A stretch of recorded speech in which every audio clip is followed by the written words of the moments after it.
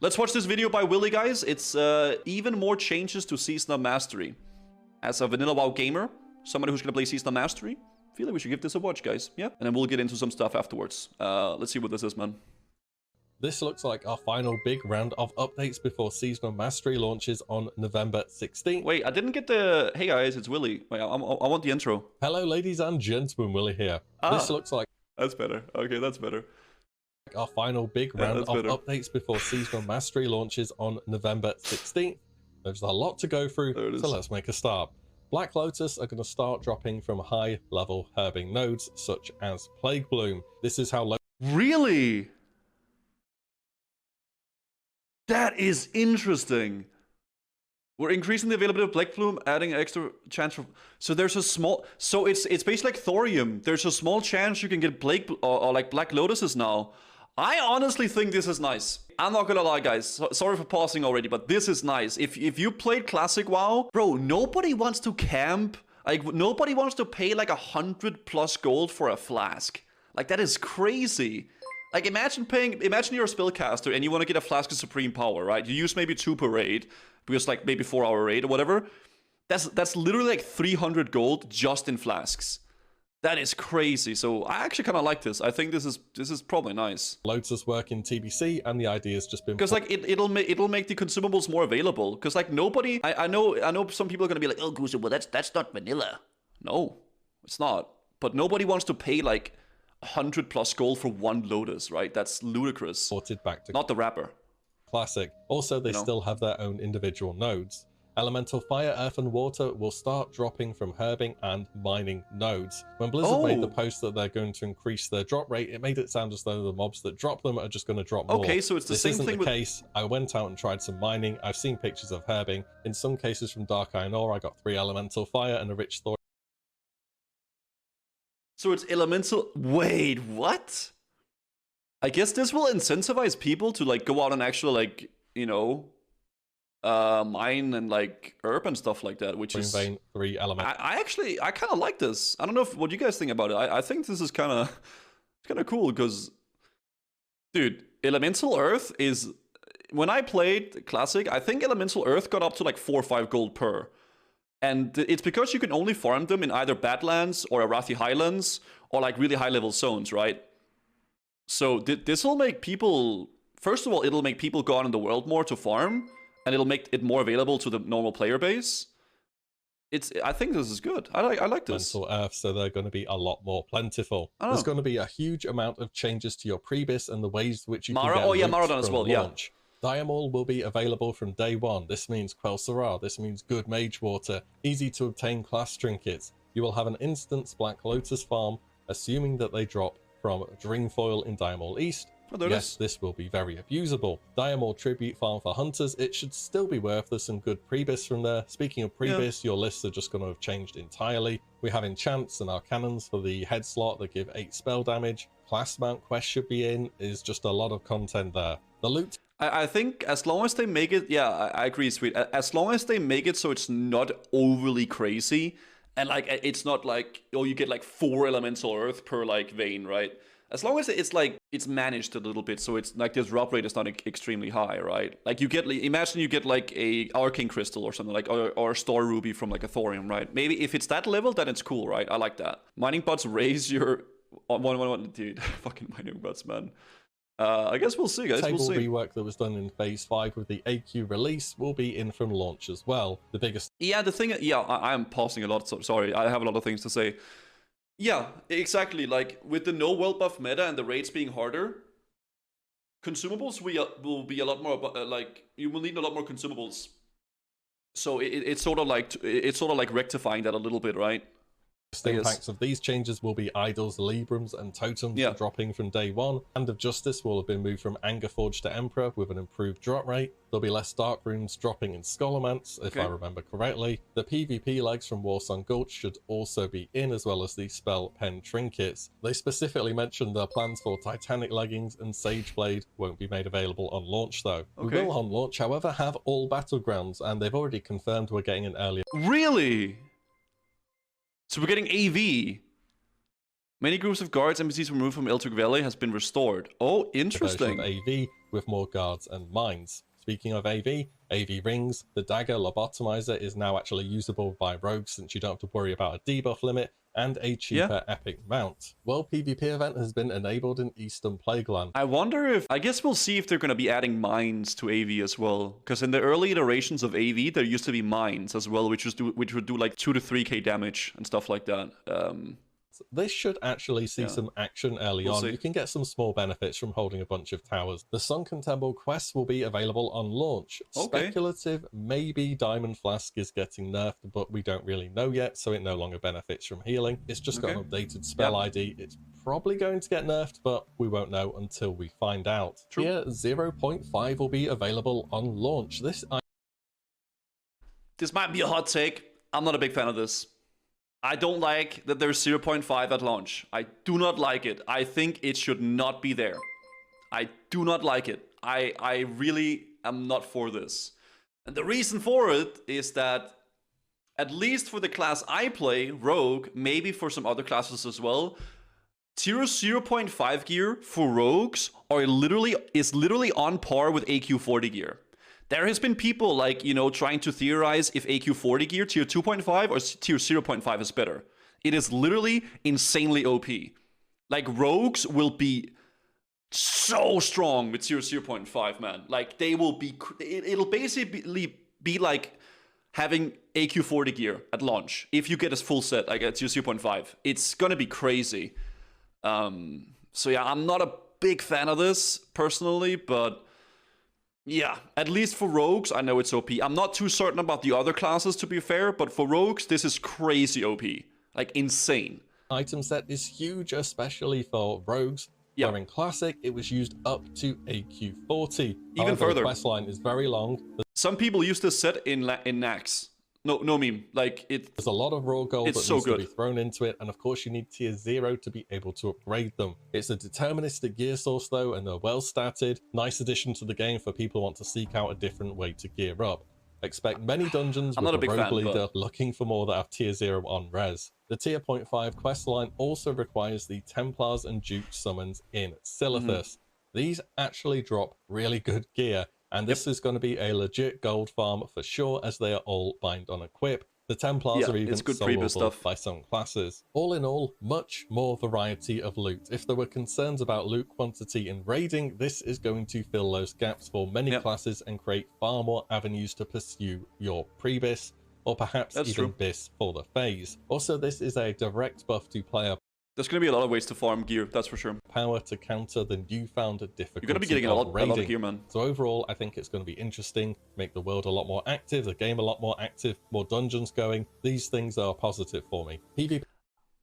I'm not a big fan of the tier 0.5, but I like that they're trying to facilitate more like, world stuff and like, the drop rates and everything like that. I think that's cool, but it's a love and a hate relationship. I like some of the things, I don't like some of the other things, right? It's how it goes with these kind of things, right? But I think overall this is pretty interesting for me, because like at this point we're not gonna be getting like vanilla, like untouched, like pure no changes. So yeah, some of these things are cool and gonna make for some interesting like different stuff, right? I would say so. PvP rank changes. They had just confirmed what they previously said. Honestly, the way they phrased it is confusing. They said in WoW Classic, after calculating your expected rank each week, you would move 20% of the distance between your current rank and your expected rank. We're increasing that to 40% per week for Season of Mastery. I mean, people were able to very accurately assess how far they would move through standings and pull boosting. There was like tools for that. Hence why bracket stacking is a thing that works. The short version of what this means is the minimum time it takes to achieve rank 14 has been lowered from 12 weeks to 6. Yep. So it's faster, but it certainly won't be easier, let me tell you that. Rank gear.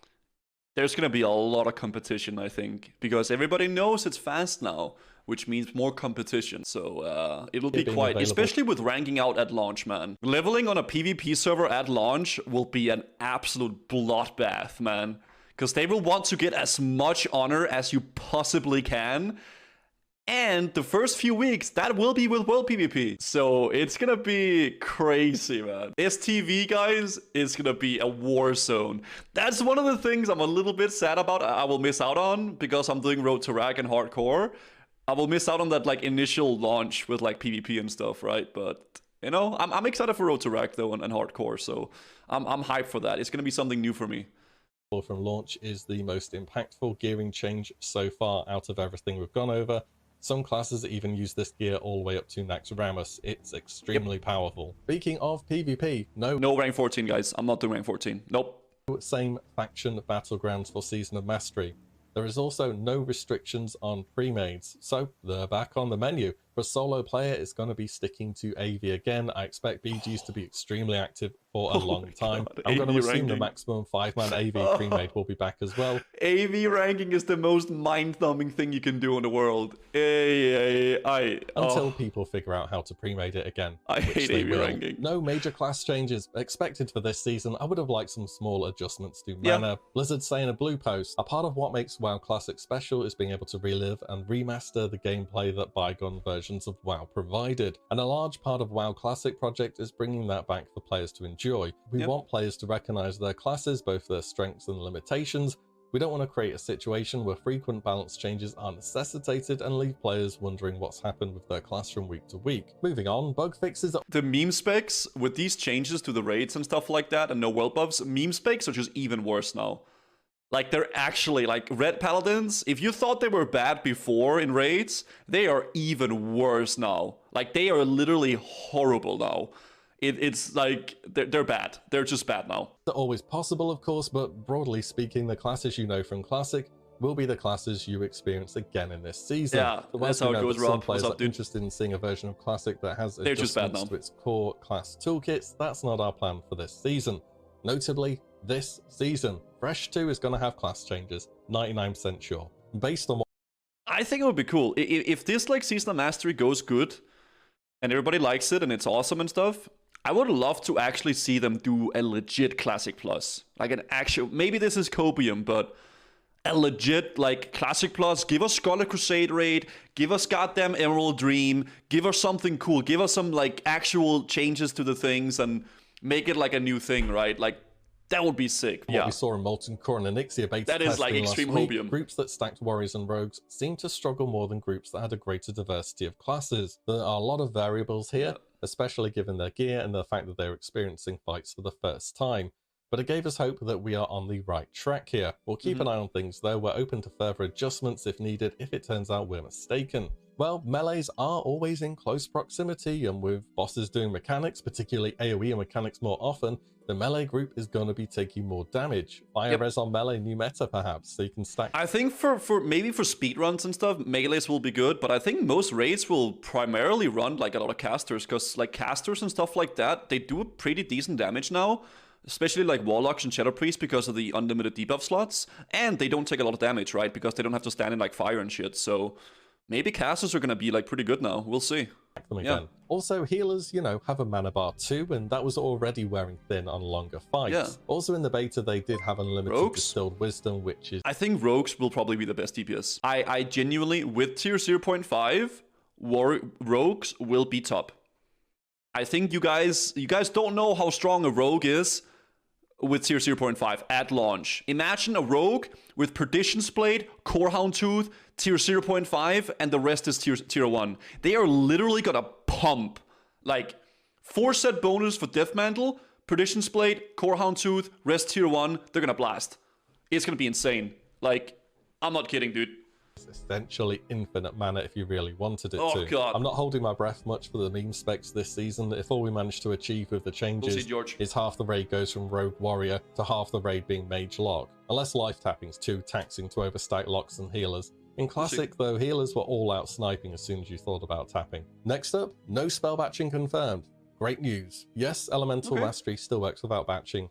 No more healing a tank that's already died, no longer dropping low on health and getting 3 Blessing of Protections in a row. Not much to add. Also, you dismount upon pressing a spell and the global between dismounting and acting is gone. In Classic, add-ons could semi-do this, but you're not having to worry about the "you're mounted" message or a delay between acting and dismounting is nice. And somehow if this ruins your day, I'm sure there'll be somebody out there, you can turn it back on again. I'm not again. I don't know why anyone would ever be mad about them making the instant dismount thing a thing. Because literally, pretty much everybody I know, myself included, just got an add-on for it. Like you just downloaded an add-on that would like dismount you on a spellcast. It's like, it's just, okay, well, it's just in the game now. That's good. Okay, I don't need an add-on for that now, right? Text or longer range on nameplates either if we're Classic dismount, like yeah, this. it's just a nice thing. Possibly, as of when doing this, unconfirmed, but possibly mount and riding cost reductions.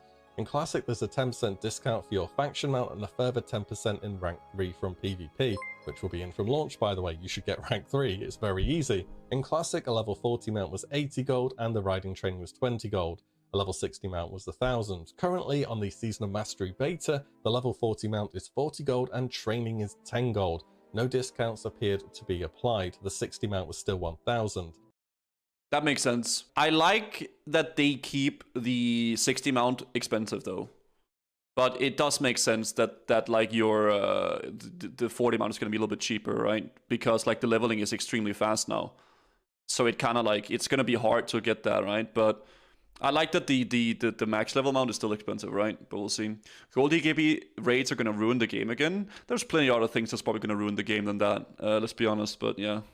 So a possible 50% cost reduction on the level 40 mount to offset a faster leveling speed. This is one of the first big hurdles your character gets over. Wait, this means that if it's the mount that's expensive and not the training, AV mount is OP then. You just get AV mount.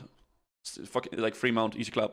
So it'd be nice to have a blue post saying yes or no on whether this is intended, or just be a Warlock and Paladin, get your level 40 mount for free, and get a discount 61 as well. Easy. Finally, the answer to the question, what happens to my character when the season's over? Blizzard say, when Season of Mastery concludes, you'll have the option to permanently transfer your character to an existing Classic era realm in your region. Yep. This free service will become available for a limited time at the conclusion of the season. Limited time, so yep, the server's going to be wiped by the sound of it, and I guess your characters are gone at that point. Season of Mastery is going to be focused for Classic for at least as long as TBC is the current expansion. As for the state of Classic era at the moment, it's not exactly very lively if I'm being generous. And the only purpose for Classic WoW era servers, let's be honest, it was for hardcore. Like, yes, there was a few guilds that's like raiding Nax, but it's mainly just for hardcore people. Like, let's be honest. It won't have any of the changes you just played through on an entire season. So I think it's where characters are just going to go to die, really. I'm going to assume that if you have played your character all the way up to the end of the season, you were a fan of what Season of Mastery offered. Yeah. And that's it. That felt like a wall of information to get to, a tremendous amount of changes. That's a lot of stuff. And one last thing, as of when this video's out, the name reservation is available for Season of Mastery. True. If you guys haven't done this already, you probably should. Go reserve your own name. Yeah, I think these two servers, Dreadnought and Ironfoe, I think Dreadnought is the biggest server, and then like Ironfoe is big as well. I think that's the two big EU servers. So if you're pretty keen on getting your name, it might not be gone yet. That is about it though. Let me know your thoughts on everything. As always, thank you so much for watching and listening in, and I shall see you in the next one very soon. Notice? Interesting. Okay, I actually did not know a lot of these things that was in the video. I didn't know half of this stuff, actually. Well, there it is, guys. I will link the video in the chat if you guys want to check it out. Check out WillE's channel and stuff like that. He's very poggers. He makes really good videos. So, there it is, guys. There it is.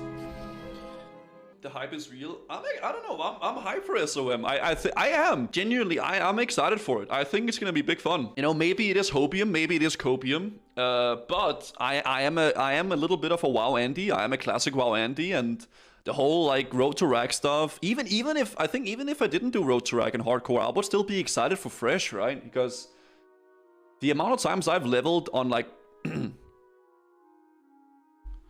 illegal private servers is quite a lot, guys. I have done a lot of that even before I was a streamer, like even before any streams, like no content creating, no streams. I played like classic WoW private servers over and over again because I like doing it. It was fun, and you know, now I'm a streamer, Andy, so it's a lot of what I do, right? It's fun. I'm hyped. It's gonna be good stuff.